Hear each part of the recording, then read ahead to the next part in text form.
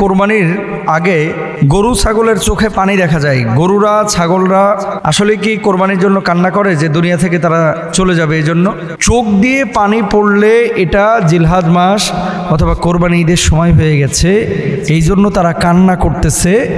বিষয়টাকে সরাসরি এভাবে বলা যারা পশু বিজ্ঞানী তারা বলেন না, আর যেহেতু শরীয়তে নাই সেহেতু আমরা জানি না, বুঝতে পারি না। তবে হ্যাঁ, আমরা অনেক সময় কি করি দেখবেন, একটা পশুর সামনে আরেকটা পশুকে জবাই করি।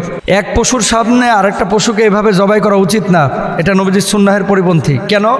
যখন আপনি জবাই করেন ওই পশুটার কষ্ট দেখলে এই পশুটা তার ভিতরে অনুভূতি জাগে যে এখন হয়তোবা আমাকেও ধরা হবে, বা আমার সামনে একটা আমার স্বজাতীয় পশুকে জবাই করা হচ্ছে। এই জিনিসগুলো কিন্তু প্রকাশ হয়, এই জিনিসগুলো প্রকাশিত হয়ে যায়, এটা চূড়ান্ত বাস্তব কথা। এই জন্য একটা পশুর সামনে কখনো আরেকটা পশুকে জবাই করবেন না, একটা ছাগলের সামনে আরেকটা ছাগলকে, একটা গরুর সামনে একটা গরুকে জবাই করবেন না।